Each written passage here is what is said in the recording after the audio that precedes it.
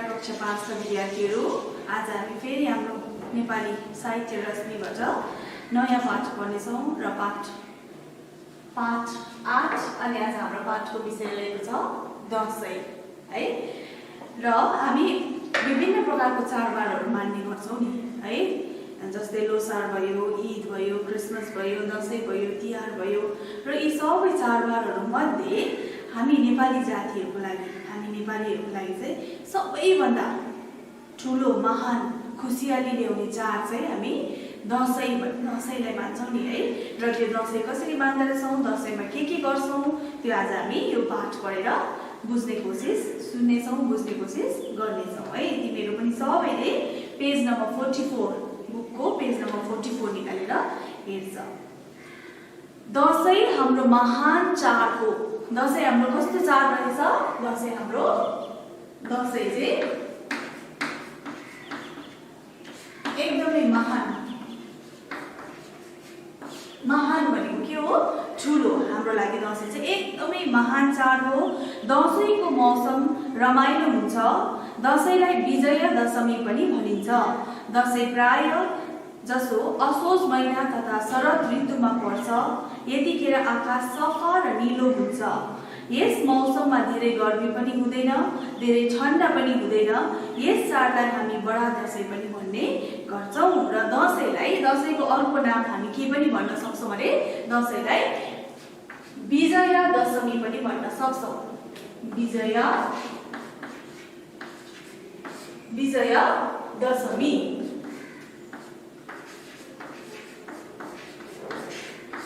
दशैंलाई के पनि भनिँदो रहेछ?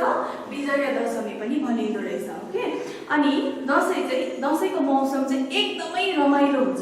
दशैंको बेलामा न झरी पानी पर्छ, अहिले जस्तो पानी झरी हुँदैन, हिलो हुँदैन है। दिनहरू सुक्खा हुन्छ, घमाइलो हुन्छ, एकदमै रमाइलो खालको, एकदमै मनै रमाउने खालको मौसम हुन्छ है। र विशेष गरी दशैं तिहारहरू चाहिँ प्राय असोज महिनामा अथवा शरद ऋतुमा, असोज महिना अथवा शरद ऋतुमा पर्ने गर्छ। कुन चाहिँ महिनामा? असोज महिना।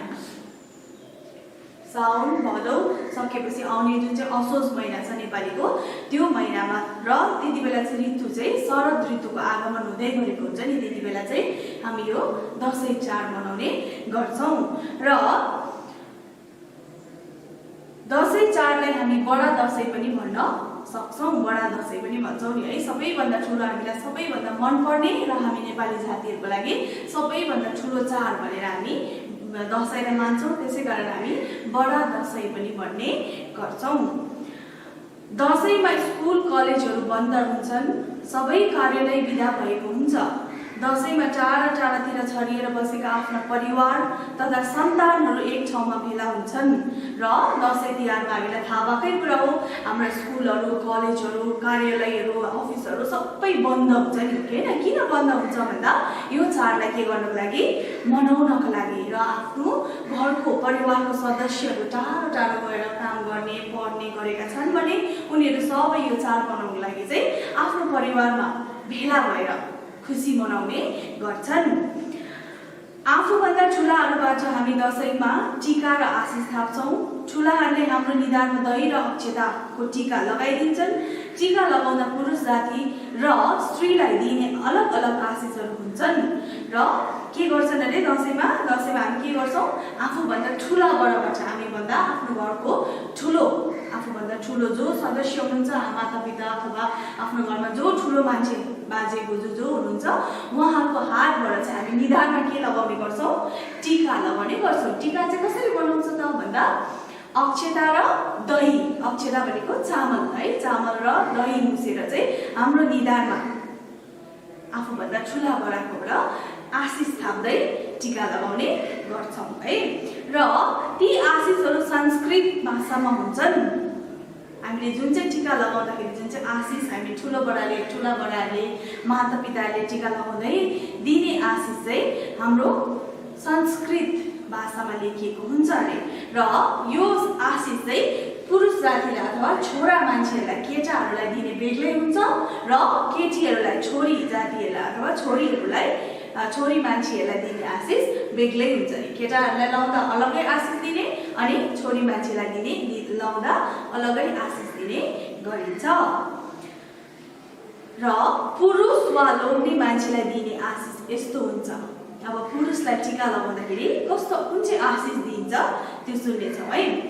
आयुद्रो न सुते श्रेयम दशरथे शत्रु क्षयम राघवे ऐश्वर्य नौसे गतिष्ठ पवने मानस्य दुर्योधने दानम सूर्य सुते बलम हलधरे सत्यम त कुन्ती सुते विज्ञान विदुरे भवतु भवतम कृतिश्च नारायणे भन्दै यो आशिष पढ्दै आशिष दिँदै संस्कृत भाषाबाट पुरुष जातिलाई आयुद्रो न सुते श्रेयम दशरथे भन्दै निधारमा आफूभन्दा ठुला बडाले केटाहरूलाई त्यो आशिष दिँदै टीका लगाइन्छ भने छोरी मान्छे अथवा स्त्री जातिलाई टीका लगाउँदाखेरि चाहिँ जयन्ती मङ्गला काली भद्रकाली कपालिनी दुर्गा क्षमा शिवधात्री स्वाहा स्वदा नमस्तुते जयतम देवी चामुण्डे जय भूतार्थी हारिणी जय स्वर्ग गते देवी कालरात्रि नमस्तुते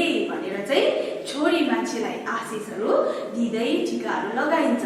छोरा मान्छेलाई दिने आयुद्रो न सुते श्रेयम दशरथे भन्दै लगाइन्छ भने छोरी मान्छेलाई चाहिँ के भनिँदो रहेछ जयन्ती मङ्गला काली भद्रकाली कपालिनी दुर्गा क्षमा शिवदात्री स्वाहा स्वदा नमस्तुते जय त्वं देवी चामुण्डे जय भूतार्थी हारिणी जय सर्वगते देवी कालरात्रि नमस्तुते भन्दै छोरी मान्छेहरूलाई केटीहरूलाई चाहिँ टीका लगाइने गरिन्छ अरे। कसकोबाट आफूभन्दा ठुला बडाको लागि है।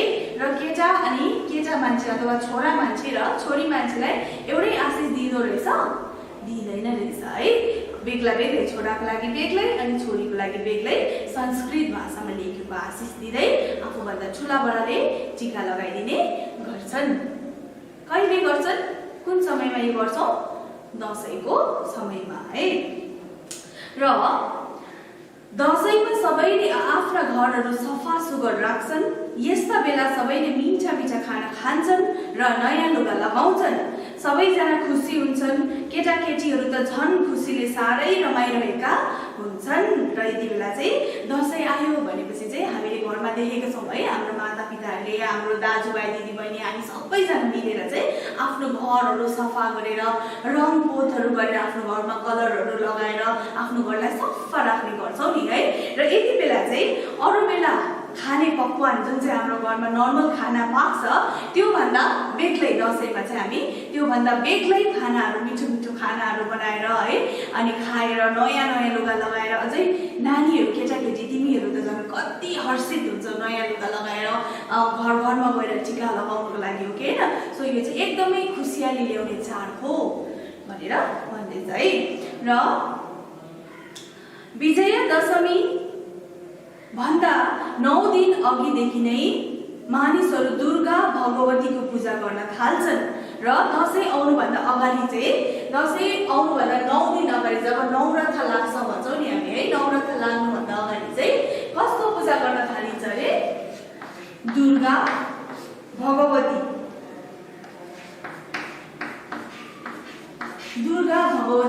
माताको गणेश दुर्गा भगवतीको चाहिँ पूजा अर्चना गर्न थालिन्छ अरे। जब नवरथा लाग्छ दसैँको टीका आउनु 9 दिन अगाडिदेखि 10 दिन अगाडि 9 दिन अगाडिदेखि चाहिँ हामी दुर्गा भगवतीको पूजा लाउन थाल्छौँ। तिमीले देखेको छौ नि हो कि होइन पूजा दुर्गा पूजा भनेर कत्रो ठुलो ठुलो भव्य पूजाहरू गरिन्छ नि। सो त्यो चाहिँ दसैँ आउनुभन्दा दसैँको टीकाभन्दा 9 दिन अगाडिदेखि नै यो सुरु गर्न थाल्छन् अरे मानिसहरूले है। र देवी दुर्गाको मन्दिरमा यति बेला धुमधाम पूजा गरिन्छ। त्यसै कारणले दसैँलाई दुर्गा पूजा पनि भनिन्छ। र दुर्गा पूजा किन भनिँदो रहेछ किनभने दसैँको दिन आउनुभन्दा अगाडि 9 दिन अगाडिदेखि नै दुर्गा माताको दुर्गा भगवतीको चाहिँ पूजा एकदमै धुमधामसँग मानिसहरूले मनाउने गर्छन् है। र दसैँलाई दुर्गा पूजा पनि भनेर भन्ने गर्छन् मानिसहरूले है हामी भन्छौँ। 9 दिनसम्म पूजा गरेपछि 10औं दिनमा टीका लगाउने दिन आउँछ। दसैँमा लगाएको टीका र जमरा देवी भगवती को प्रसाद मानिन्छ। नानी तथा केटाकेटीहरू भने टीका लगाइसकेपछि दक्षिणा कति पाइन्छ भनेर आशा पनि गरिरहन्छन्। हो कि होइन नानीहरू? हो भन त भन्दैछ है। र जब 9 दिनको पूजा अन्त भइसकेपछि 10औं दिनमा जब प्रवेश हुन्छ त्यो दिन चाहिँ हाम्रो निधारमा के लगाउने दिन अरे? टीका लगाउने दिन अरे। र जुन चाहिँ हामीलाई टीका अनि तिमीले जमरा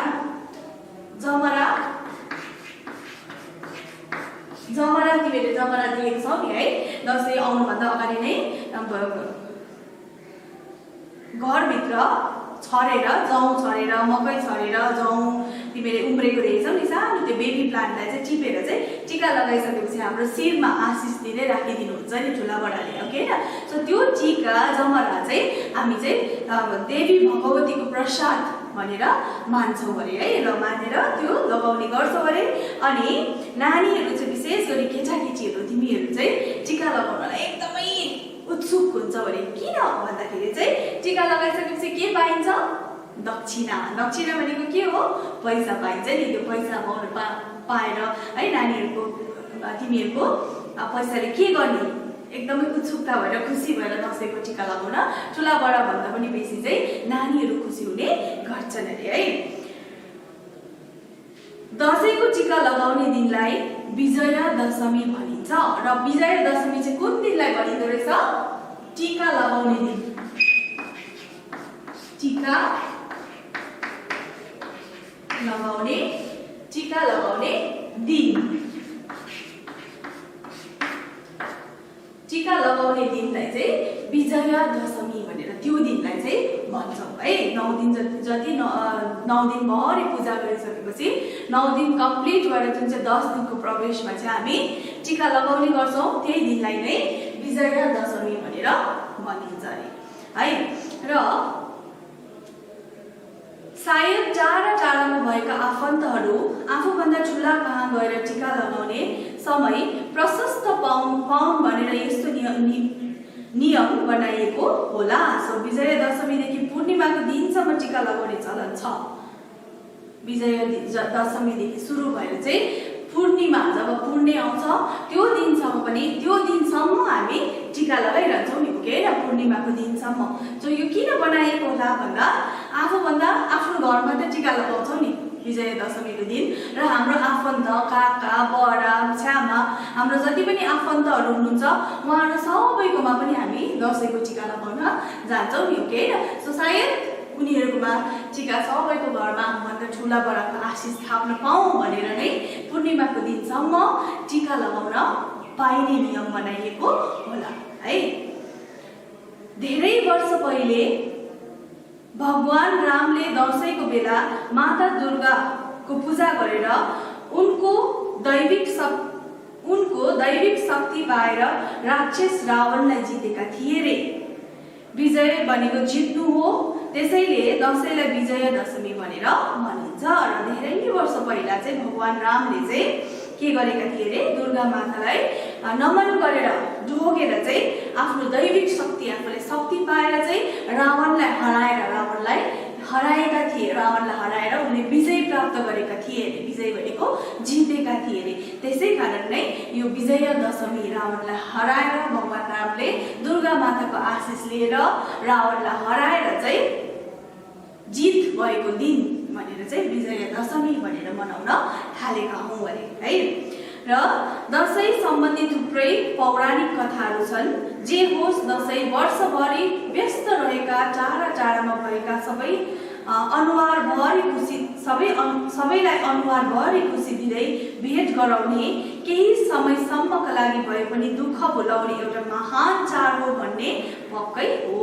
र दसैँ चाहिँ जेसुकै होस् आफूमा अरू वर्षभरि जति नै दुःख कष्ट होस् जति नै आफूले दुःख गर्नु परोस् तर यो दसैँको दिन जुन चाहिँ आउँछ त्यति बेला चाहिँ हामी आफ्नो परिवारको सदस्यहरू भेट भएर है खुसियाली बाँड्ने है अनि टाढा नजिक भएका सबैजना भेट भएर एकअर्कामा प्रेम बाँड्ने मौका पाउने चाड हो भनेर भन्दैछन् है। त्यति बेला चाहिँ आफ्नोमा जतिसुकै दुःख होस् तर दसैँ आइसकेपछि चाहिँ आफ्ना सबै दुःखहरू लुकाएर खुसी मनाउने एउटा राम्रो पर्व हो नि, ओके होइन। जतिसुकै दुःख भए पनि दसैँ आउँदा सबैको मनमा के हुन्छ, हर्षले भरिपूर्ण हुन्छ, खुसीले भरिपूर्ण हुन्छ नि, ओके होइन।